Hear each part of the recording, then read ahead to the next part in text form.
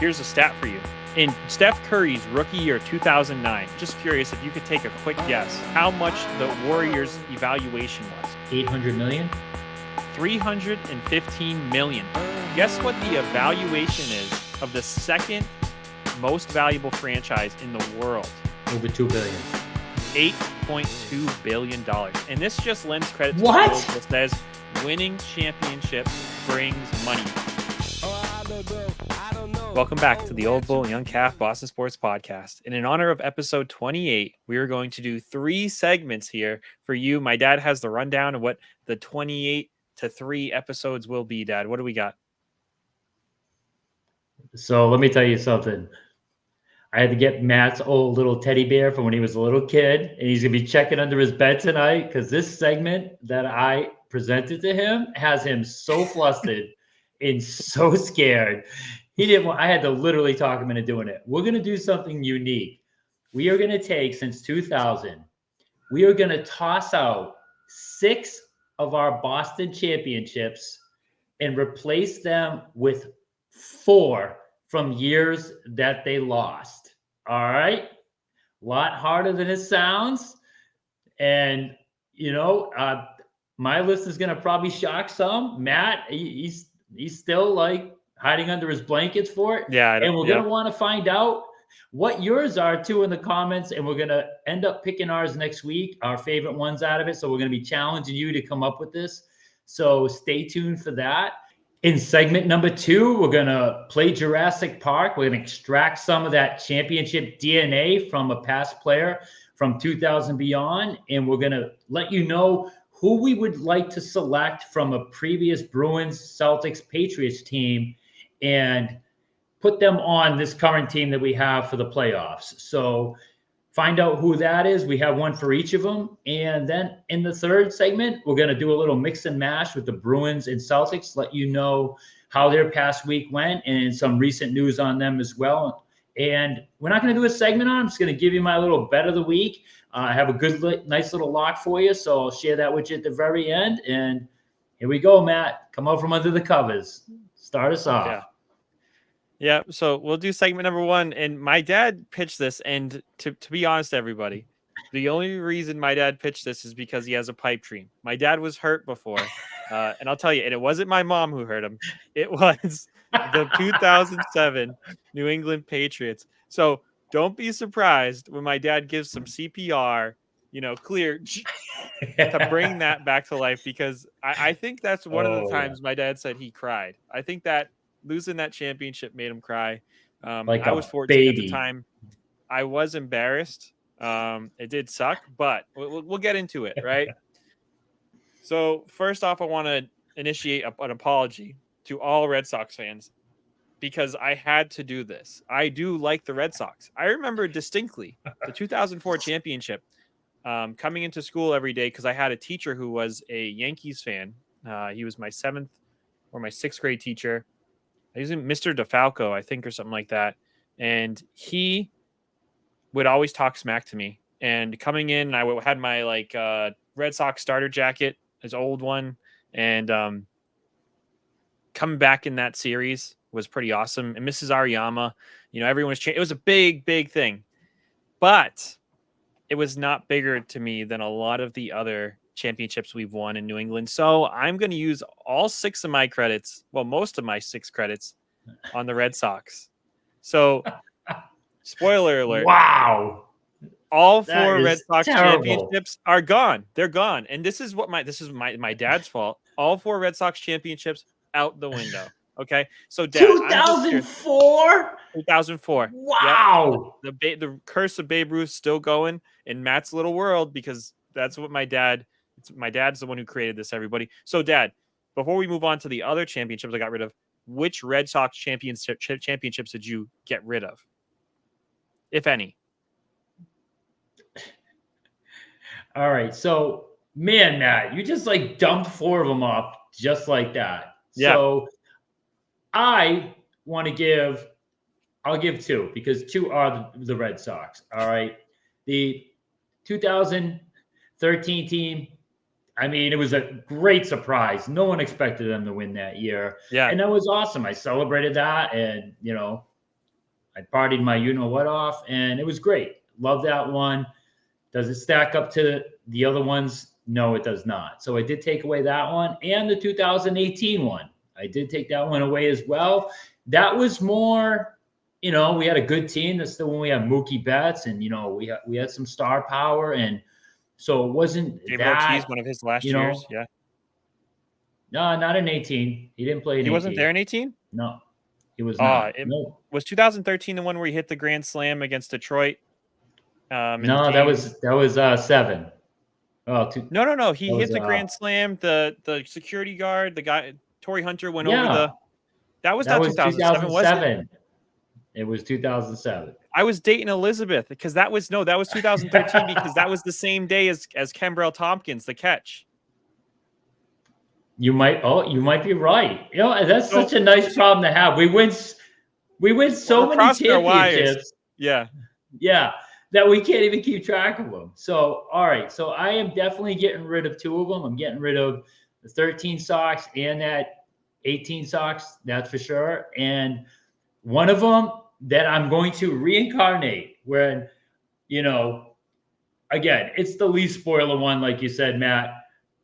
So I'm just going to go with it. We all know it. Wait. Let's keep getting rid of championships. Before we add championships, let's keep getting rid of championships. Unless you're going to add a Red we don't Sox want to do that champion. because the biggest spoilers could be the hardest cuts. So I think we should save that for the end.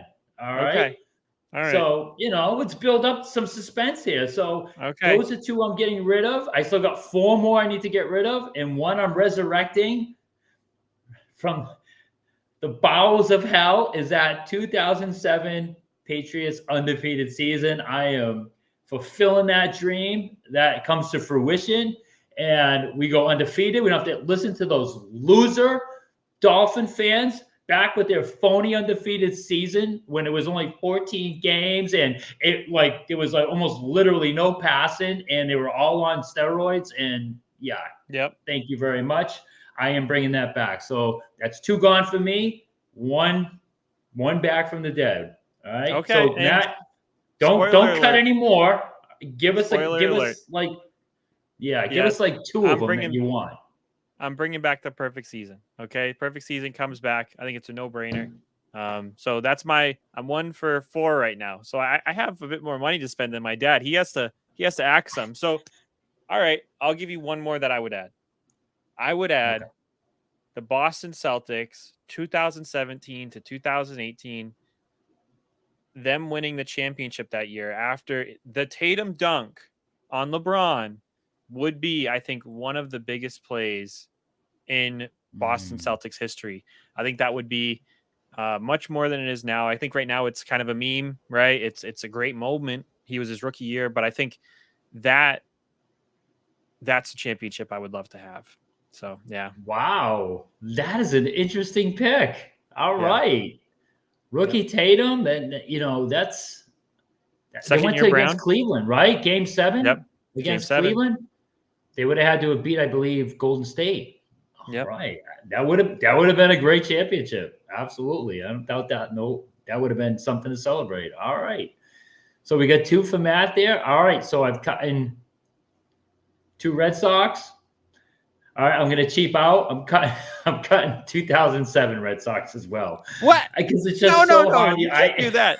You can't do that. Are you seriously doing that? I just did. But spoiler alert, I am not cutting 2004. There's no way I'm cutting 2004. That thing was sweet loving, magical goodness. All right, coming back from 3-0 down against the Yankees and winning the first one in like 86 years. You're so gracious. I don't know what you're thinking there. That was sorry, folks, but 3 of those 4 Red Sox championships are out. And see you later. All right, so one I'm bringing back, oh boy, is the 2019 Boston Bruins. God, did I want that championship so bad. Game 7 on home ice against a St. Louis Blues team that no one really cared about. By the end of that series, we all hated them. And, what a painful loss. I was so happy, so pumped that night. ready to rock, ready to party all night. And man, I would have loved to have felt that absolute bliss, and it just got stolen away from me. So that is one I would love to bring back, the 2019 Bruins when they played the Blues. All right. All right. And now, so the Blues one does hurt because I feel like that's something that we gave away. I don't think that's taking. So I'm not going to pick the Blues, but I will stick with your theme here and mention a Bruins one. Last year's Bruins team really hurt. You know, I Oh, got the opportunity. I was able to watch some of the games right behind my dad, right there with Jackson, my son. Special moments that were soiled by, you know, them finding a way to lose. So that team, Bergeron's last year, his kind of Cinderella story, oh, sending that's Bergeron out. true. That's I true. I would have Oh, loved to have last year. The Blues one sucks. mm, I don't know if Chara was playing in that one, but would have loved to have last year's Bruins. oh, that's a good one. Oh, that would have Yep. been nice too. You're right. Yep. Yep. So after that, so So who before you you go cutting? again, I will. So All right. So, I've cut 4, so I need to cut 2 more. The mhm. other one is a Patriots. So I gained a Patriots. I'm going to lose a Patriots. So the 2018 Rams, that was a nice Super Bowl. That was actually a really special Super Bowl to me because that was my dad, Rich, my son, Rich's son, Drew. You know, got us all getting to watch that together. So it's very sentimental. So it's hard to get rid of that one. But Mm. I think if I have to get rid of any, that's probably the go-to. So that's where I'm going to go with that one. To Yeah, be that honest, is a tough one, you know. I wouldn't actually do this everybody, by the way. I would not. That Super Bowl is worth losing 2007. Losing 2007 is totally worth 2018, but for the sake of legacy and No, get oh yeah, out of here. to me personally, that was a much more Mm. important Super Bowl. Like a thousand times over. That was really special to me. So No, that's the I emotional get side of it. it. The emotional side of it, That's it's more personal. yeah, yeah. But the legacy Yeah, side, I get why 2007 is more important. but I mean, you really would pick that? You would If really pick to in my heart of do a hearts, yes. one-on-one swap? A one-on-one swap, 2007 for 18, you wouldn't do it? 100%. Without a doubt in my mind. Without a doubt in my mind. Oh, Watch it. that choice almost disappoints me as much as the day I saw you use a bicycle as a weapon. You have 1 month to find jobs or you're out in your asses. I will arrange interviews for Monday and you will go. Dad, why are you talking to me like this? I'm your son. I'm not buying that crap anymore. Today, I saw my own son use a bicycle as a weapon. You yelled rape at the top of your lungs. Mom, I honestly thought I was going to be raped for a second. I mean, nothing is worse than that day, but oh my goodness, Matt, you gotta Yeah. be kidding me. I Listen. I was there. That was special to me too, but That's oh, actually the only Super Bowl I may ever see with my son. So that's it. I can't give it away. Like in my heart of right. hearts. But we'll keep moving on. We'll keep moving on. That's me getting emotional. Have You know, some that's faith. We're gonna see more Super Bowls. Don't worry. All right, so let's see. I think it's time for me to make a tough cut, right? Let's see. Yeah. Yeah, so I mean, I'm just going to stick with that. I also would cut the 18-1. You know, it's kind of hurts because it takes away from Brady's legendary fourth quarter and overtime win at Arrowhead, maybe the toughest non-playoff, non-Super Bowl win ever. I mean, that was just absolutely heroic what he did there. Yep. He didn't have much of a factor in the Super Bowl, but you know, 18, I would take away that one. That is one. So, Yeah. you know, I have 4 off the books right now. All right. And let's see, who am I adding? I don't know. Who I'm you adding adding? I'm adding the 22 Boston Celtics. This Yep. time they finished the job against Golden State, and Tatum and Brown, they get their championship. Young together and start thinking dynasty at that point. We can't start thinking dynasty until you at least get the first one. I would have loved to have gotten that one 2 years ago. Steph Curry, God, I absolutely can't stand him. He's amazing. He's an absolute killer. Yeah. I Wonderful to watch. would have loved to have stuffed that in his face. Oh man, and Yeah. that cocky. I mean, he's just so damn good. He deserves to be, but that would have been absolutely blissful to win that one. You know, get Horford his championship before he goes to. That would have been fantastic. So I would have loved to have actually experienced a championship a couple of years ago. So mine would have been the Celtics winning that last 2022, not last year, but the year prior. But at this point Right. in this fantasy world, they would have had a second championship over the Golden State Warriors, and Horford would have already had a ring. So yeah. So I mean, I agree. I really wanted that one. That one would have meant a lot to me. My son watched all those games, every single game of my son. You know, all these ones become more and more important. You know, as you become a dad.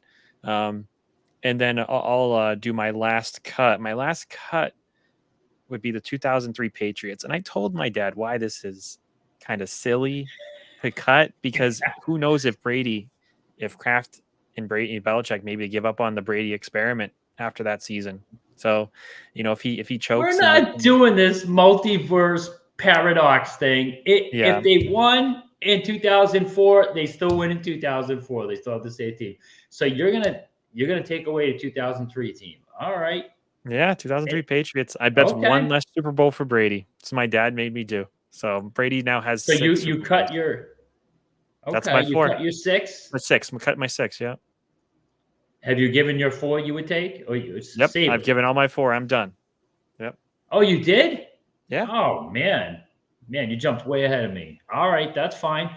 So 2004, that one's gone for me. Really? The 2003 one, man, that Super Bowl was so much better than 2004. That was one of the most exciting fourth quarters in all of NFL Super Bowl history. That Carolina game, wow, what a turn of events that was.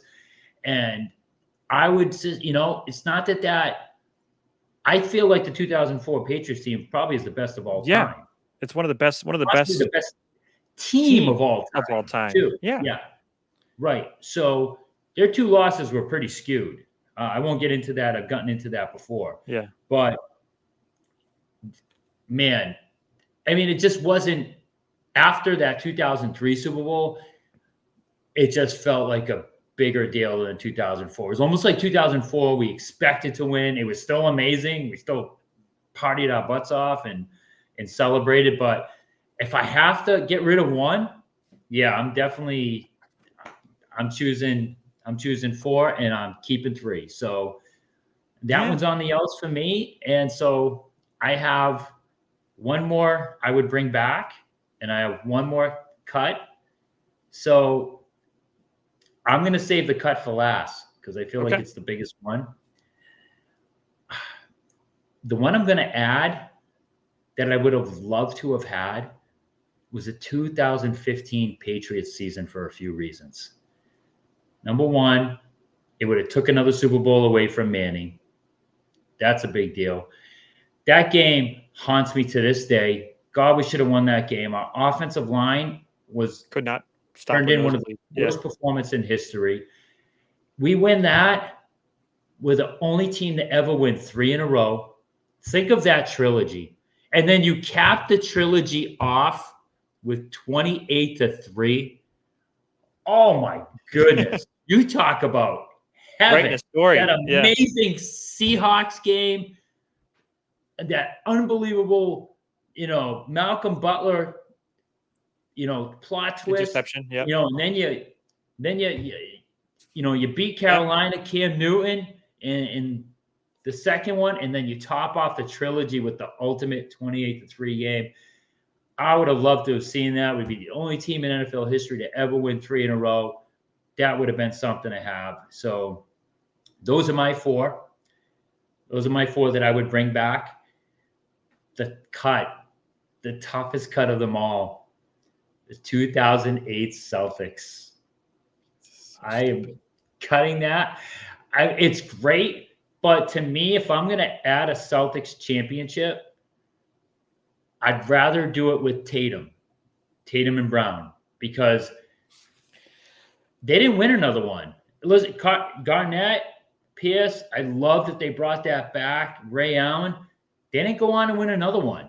And if I had my choice, I would trade in that 2008 for the 2022 one, where we can actually build a dynasty. I mean, in Boston, we're really not just about championships. We're about dynasties. All right.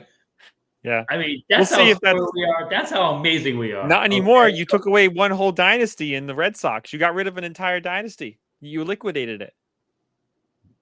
Stop making sense. All right. Yeah, I know. So there I'll we pull your go. pants down That's and it. crack you one. That's all right. my dad's rodeo, the crazy world. I mean, I can't believe you get rid of 08, especially with Pierce. I mean, Pierce is so my dad's favorite Celtics player of all time, I think, is Larry I Bird. love Right? Pierce. Safe to say. Yes.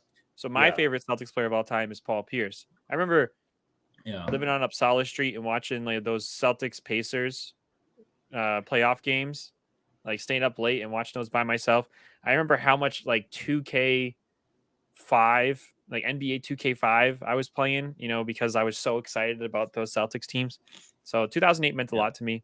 But there you go, everybody. I mean, if the Celtics end up going on to win like 3 or 4 with this group that they have, if I were to revisit it, I would actually take away the 22 and I would add the Celtics 2010 when Kendrick Perkins went down in game 6 and they lost to the Lakers because they just could not rebound to save their lives. So that was painful. You know, and then now you have 2 of them back then. You know, it's almost not a dynasty maybe, but you know, now you got a couple for Pierce and KG and Allen. So all right. But all right, send us in yours if you want to take a moment to go down painful lane with my dad and I and get rid of some championships. I challenge you to not get rid of 3 Red Sox championships. That's what I challenge you to get do. rid of People out there. 6 to get 4. Yes. Okay. All right. So we'll keep on that championship track, right? 28-3, all those good vibes, all that great history in our New England sports. And we'll talk about returning championship DNA. And the players we're going to talk about, you know, maybe my dad and I haven't shared what the answers are. Hopefully somebody I pick isn't too prominent of a role, but we're really looking for the gritty, you know, get you through to the championship, the people who aren't listed on the MVP awards, but you can think back and say, I remember those plays, man. He's not the Tom Brady, but he's the guy, you know, he was that guy in a lot of those kind of snapshots in my head when I think of that championship or those championships. So we'll probably bounce back and forth, Dad. I'll start it off, and we can just start with the Patriots. So I'm gonna cheat here a little bit, right? Because the Patriots have had a very long dynasty, right? So I'm gonna give 2 players, but I'll tell you what my first choice is, okay? And then the second choice. So my first choice, it's a guy named David Givens. David Givens, I remember making some really clutch catches in, you know, the Super Bowls. Reliable wide receiver. I would love to have him on this team. I think he would give this team just like a sense of like just of a winning mentality that we have, you know, not even though at this point we've lost a lot of the players that have won championships, and I think he'd be a solid wide receiver to add to the Patriots this coming season. So David Givens is my go-to. I'll share my extra one after if I think about it. What's yours, Dad? Or what's your thoughts on mine? Amazing hands. Yeah. Amazing hands. He wasn't flashy, but man, that guy didn't drop anything. He was pretty clutch, amazing hands. I was thinking of going with, you know, guys that all they did was make plays were Kevin Falk. Yeah, Troy Kevin Falk's Brown, too big. You know, like, but Troy Brown was like a legit starter who almost had 100 catches one year. So I didn't want, I mean, I think I don't know if he made a Pro Bowl or he came close, you know, and then you got James White. I was like, yeah, James White. I was considering James White, but he might be a bit too big, in my opinion. And the other guy too, who had 1 million catches against Seattle, the running back. Oh, I'm having a brain fart here. But the point is, like, the Patriots have had a lot of those guys, and I wanted to go a little different. I decided to go with Trey Flowers. Oh Trey yeah. Flowers was a Yeah. big time player. That dude always showed up in the playoffs. For the 3 years that he was with the Patriots in the playoffs, he's a defensive end, a down lineman, not like a linebacker, a defensive end. And in 3 playoffs years, he had a total of 39 tackles, 8 tackles for losses. What do you got? 5.5 sacks in 22 quarterback hits. Those matter. Quarterback Yep. hits matter. They get into the quarterback's psyche. They're just a Yeah. big deal. They make the offense change their game plan because they can't block them. Trey Flowers was money when it counted. He had the what was his big play? I'm trying to think. Hightower did the Probably was fumble against on. Atlanta. He had like 3 sacks against, like 2 or 3 Yeah. sacks against Did he Atlanta. have one of the was sacks huge that put him out game. of put him out of field goal range or something like that at one I point? think he did. Yes. Yeah. I think one of those sacks was him. Absolutely. Yeah. Yeah. So, the other guy I was going to mention is number 1, Shane Vereen is the guy you were thinking of from the Seattle. Yes. And I was, those utility great. We don't have one of those right now. But I was thinking, I mentioned the first guy I mentioned to my dad when I brought this up was Rex Burkhead, but Shane Vereen, Rex Burkhead, kind of cut from the same cloth. Sure-handed, third down running backs. We've had so many of them over the years, and I would love to get another one. That would be awesome. How about Danny Woodhead? Danny Woodhead. He would always get so low. Did we win a Super Bowl with him? We did not. So yeah, he Tim can't be on the Welker, list. they didn't win a Super Bowl with us. Welker, Yeah. no championship DNA there. Especially now he's in the freaking Absolutely. Dolphins, loser. So I appreciate Welker when he was here. He put his body in the line. That's true. All right, so the Celtics. This player, I mean, the reason why I thought of this segment was because I thought of how awesome it would be happy to have this player on the Celtics team because he would absolutely wreak havoc. And I hope we don't pick the same person because, again, there was only 15 guys we can pick from, right? Because it's a 2008 team is the only championship. Pretty much, yeah. So my guy is Tony Allen. I would absolutely love to have Tony. You mentioned he would Tony fit in Allen, with this team. Tony Allen, Drew Holiday, and Derek White. I don't like. That's a good way to. That's a good way to keep teams. Yeah, no one's scoring over 75 points on that team, right? Tony Allen was an absolute animal in his prime. He was, I think one of those guards, or guard/wings defenders that probably got snubbed from Defensive Player of the Year because it's been always just a big man award. So, Tony Allen from that 2008 team. That is a great one, Matt. Good pick there. So I like yours better now that I put some thought into it, but I'm going to go with Kendrick Perkins. Oh, yeah. Him in the 3-man rotation with Porzingis and Horford. Couldn't shoot a lick from the outside, but when he got the ball close to the hoop, he had a decent little low post game. But most of all, what he brought was rebounding, rim protection, and toughness.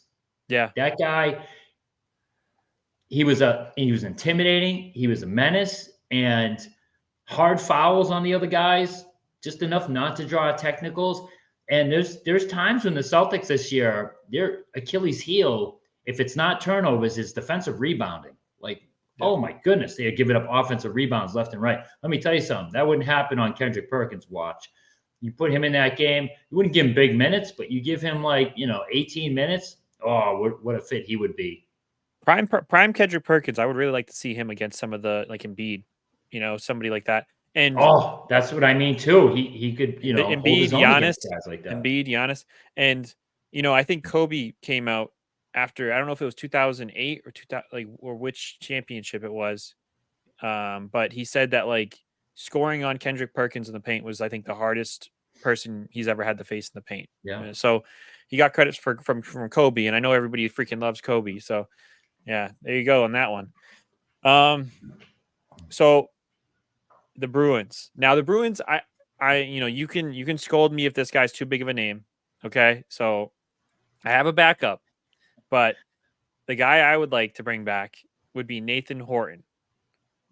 He's not the Bergeron. He's not. I accept that.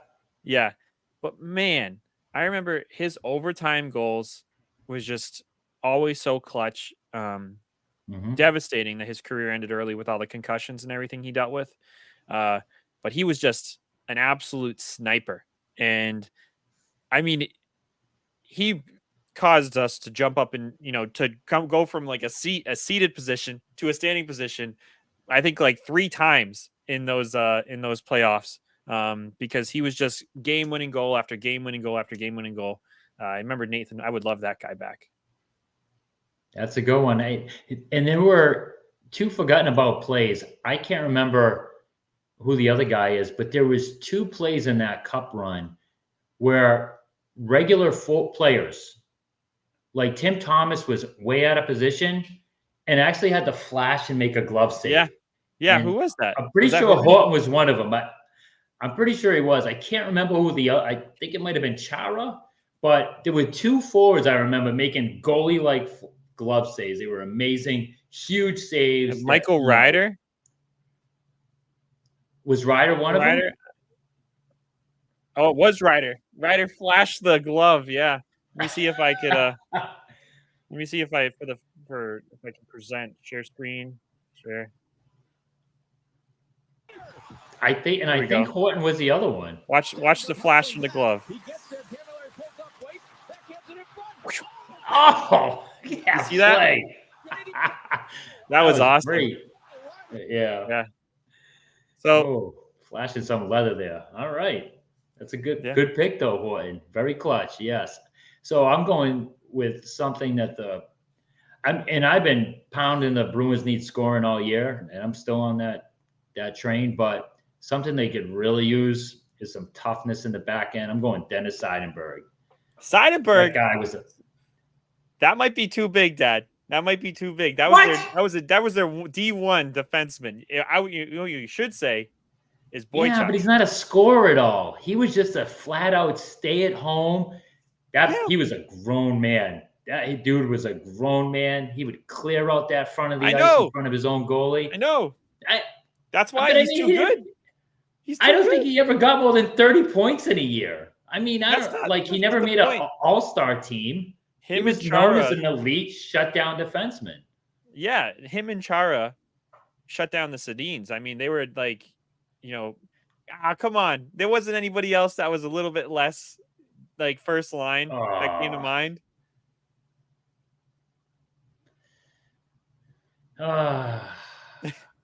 You're killing me. You're absolutely killing me. Putting you on the spot. Come on. So to give you a second to think, Gregory Campbell was on that team. Gregory Campbell also came to my mind. I was thinking about him. Yeah. But I recall, I think one of the championships I would have loved to have was the Blackhawks one. Where Campbell broke his leg. That was a painful one. When Campbell broke his leg and stayed on the ice, like that was that was so iconic. Yeah, iconic, and we freaking choked that one. We lost that when they freaking had like 2 of their top end players out. But yeah, all right, I won't put it on you. You don't have to come up. You maybe next time we do this, you could say you want Zdeno Chara on the south, or Patrice Bergeron. I mean, I might go with Thornton. I don't know. I also thought Thornton. Yeah, I don't know if Thornton could make it in the league today. It's too cupcake soft. No. But I would love to see him get a hold of some of the players. That's for sure. Guy was like built like a caveman, his forehead and everything. So, oh yeah. All right. Well, that wraps that up. So, segment number 3. So we'll do the Bruins and Celtics rundown. Now, a lot has happened since we last talked about both teams, in particular the Bruins.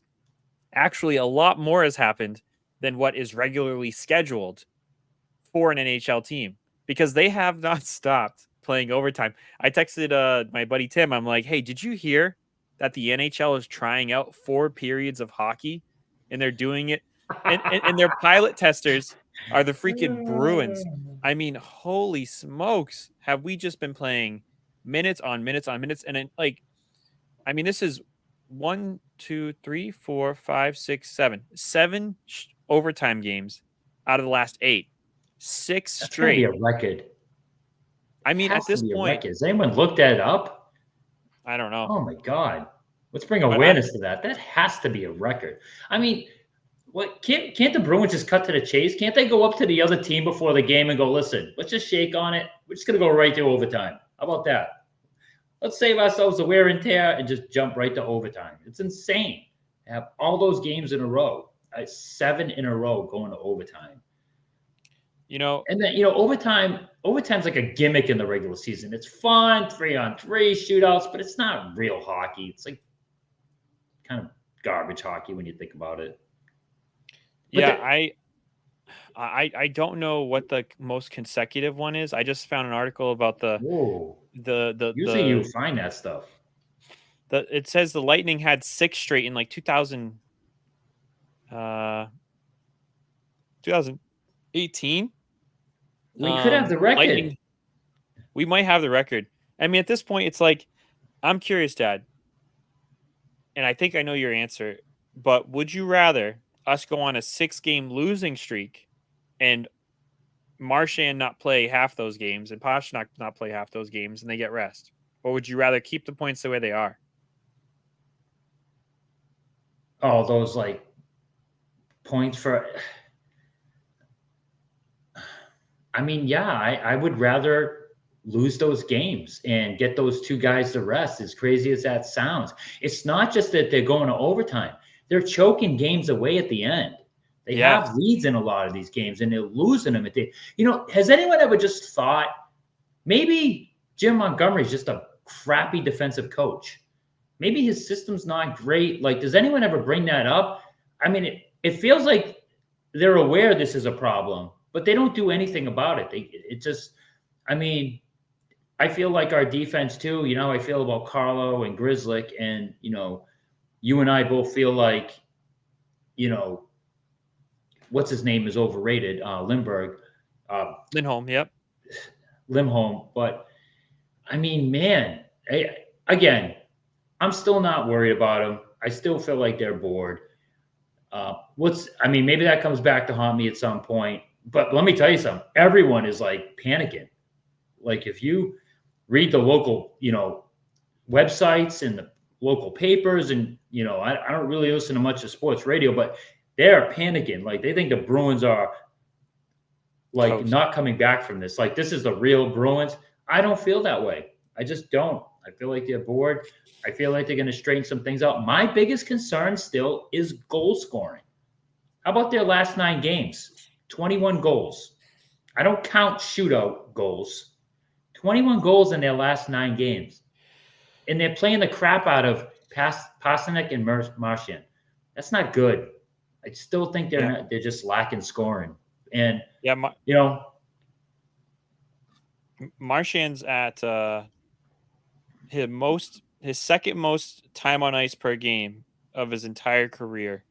He's only done more time on ice. Back in 2017, he did 13 more seconds per game time on ice. 60 games this season. Charlie McAvoy is at over 25 minutes a game in time on ice. He's 23 seconds higher than he's ever been. And most of his seasons are 22, 23 minutes a game. I mean, he needs to get suspended again. Get some time off, because Montgomery's not going to do it. Montgomery's too busy resting guys like Brazil or whatever, even though that guy's been young guys. That guy's 6'5". He's only getting 10 minutes of ice time a game, and he's playing well, well enough. And he's not getting anything, but you got guys like the 2 I just mentioned, and then Pasternak's highest as he's ever been. He's at 20 minutes per game. He's never been over 20 minutes. He's only been over 19 minutes once.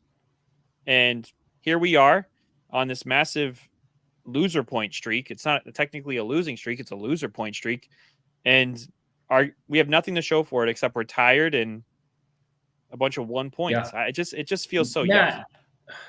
I get so much pushback from my Bruins friends. That's what hockey players do. They just play. Okay.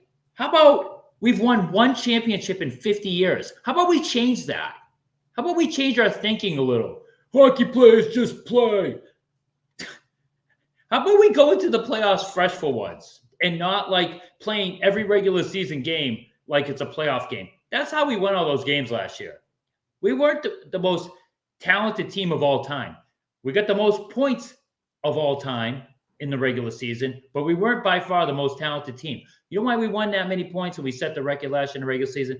Because those guys were all veterans and they played every stinking regular season game like it was a playoff game. And then all of a sudden, what happens when the real playoffs start and the other teams ramp it up? Goodbye, Bruins.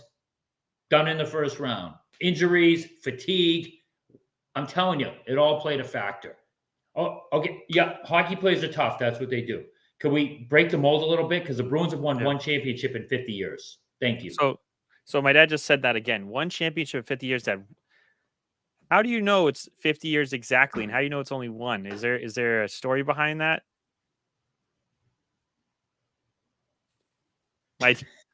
My poor dad. It's what you think you told me that. I feel like I jinxed the Bruins by being born pretty much. You anyway. did. You know, that was your favorite team, right? Like even above the Celtics. My first love. First love was this. My dad let me stay up for the West Coast 10:30 games on school nights. My mother would yell at him. My old man, Bruins against Vancouver. 5 years old. I had to go to first grade the next day, and I'd conk out at some point, but Bruins were my first love. So, and they absolutely crushed my soul constantly as a kid. They won in 72, I think. They won 72, and I think they won a couple of times even a little bit close to before that. And my dad was born in 73. So, I mean, we'll see. They definitely got to change up the formula. I mean, it doesn't seem like Montgomery learned from last year because he's still running these guys into the ground. He's still playing every regular season game, like you said.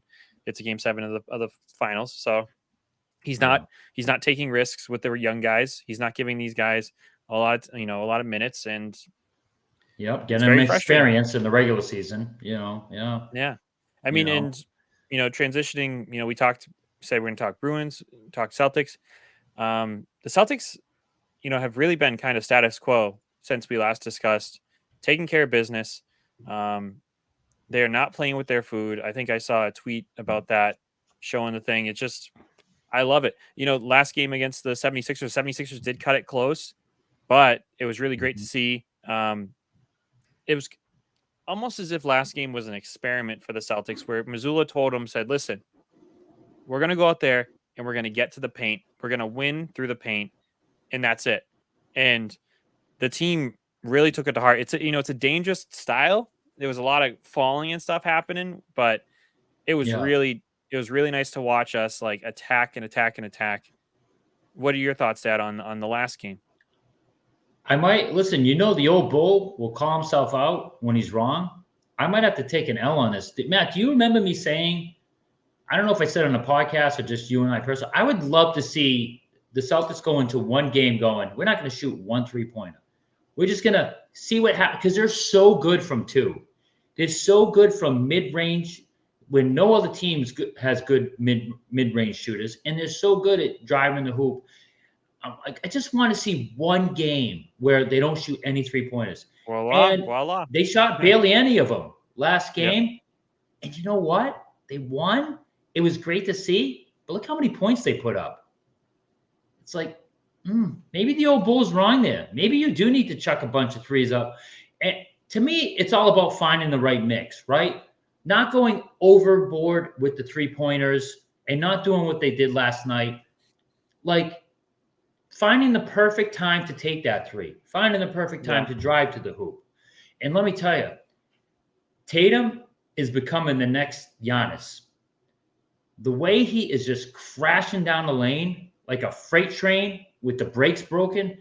He has been awesome driving to the hoop. I love seeing this. I want to see more of it. Like you said, Matt, it's a little scary.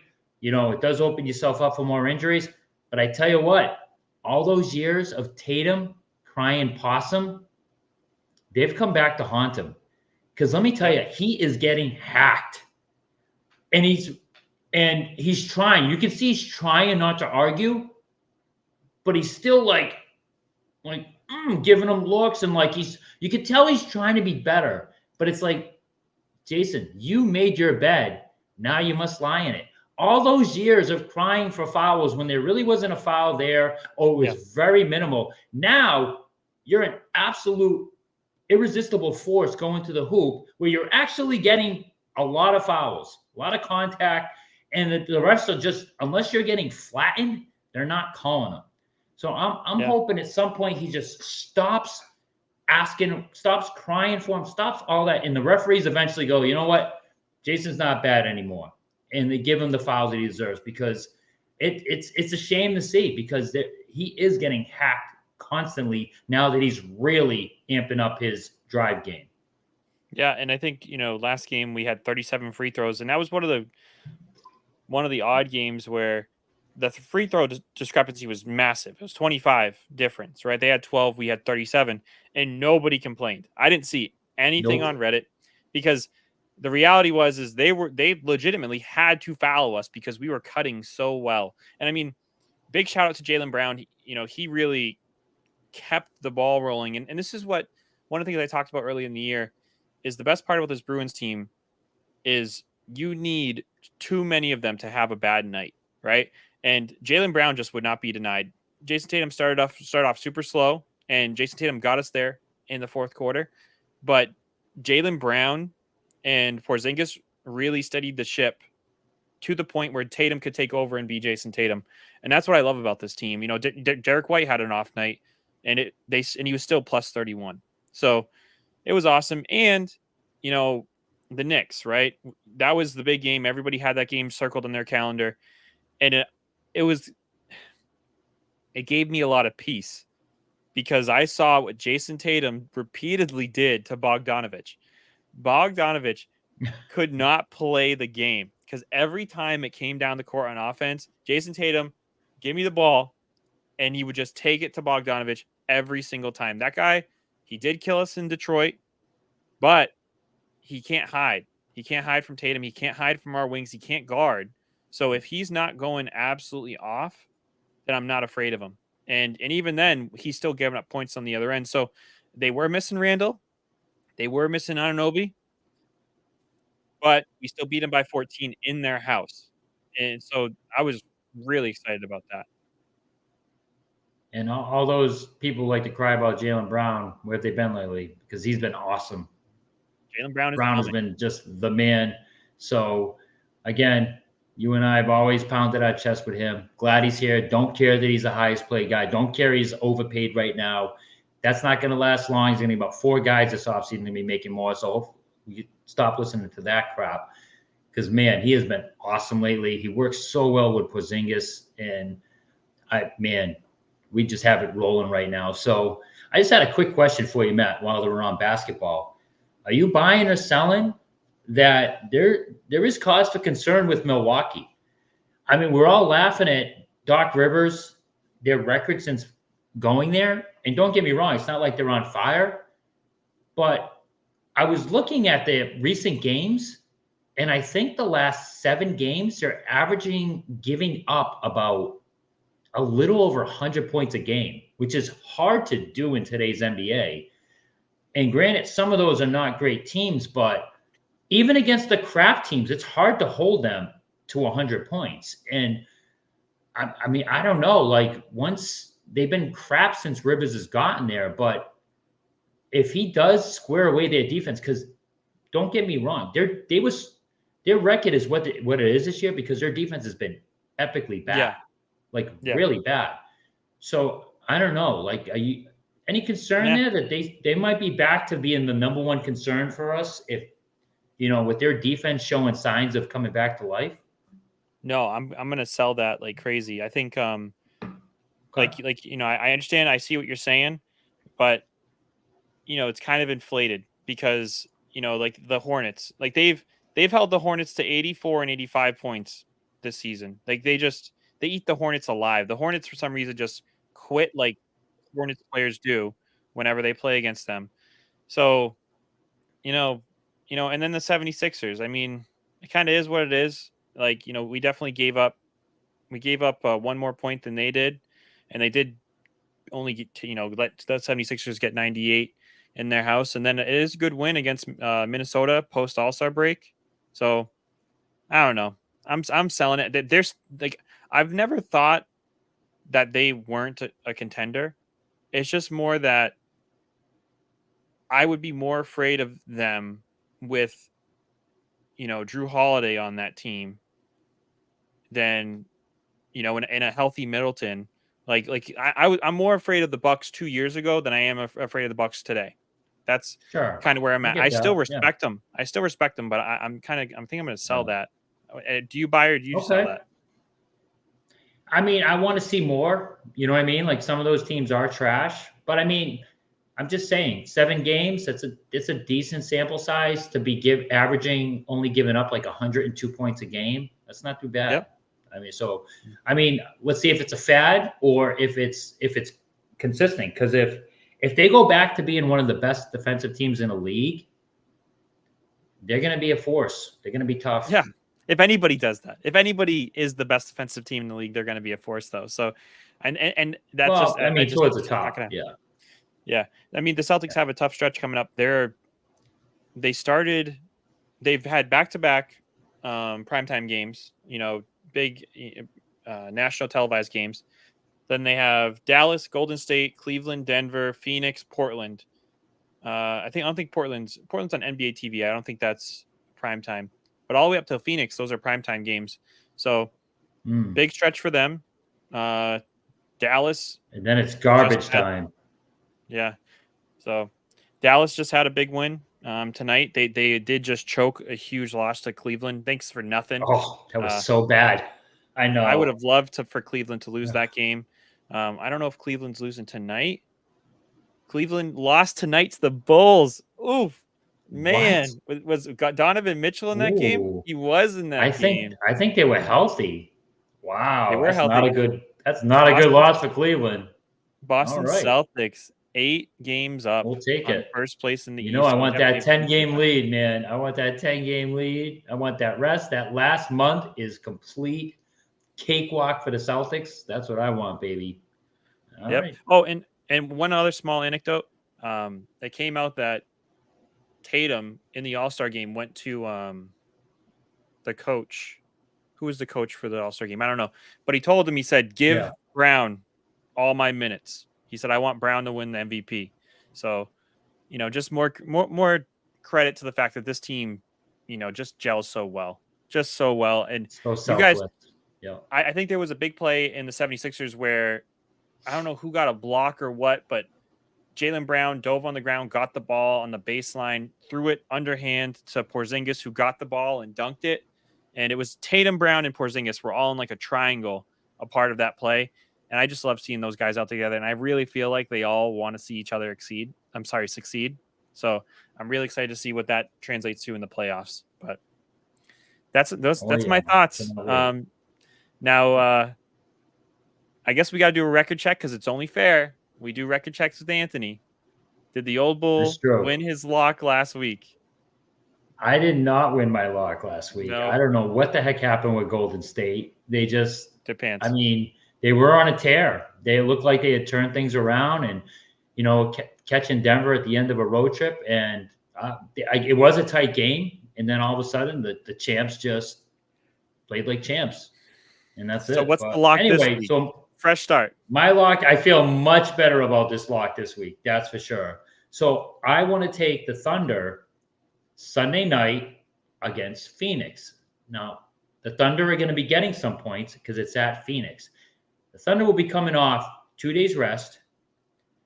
Phoenix will be on the third game in 4 nights. And it's nationally televised on ESPN. And you get a young Thunder team that's still trying to, stake their claim in the NBA and make a statement.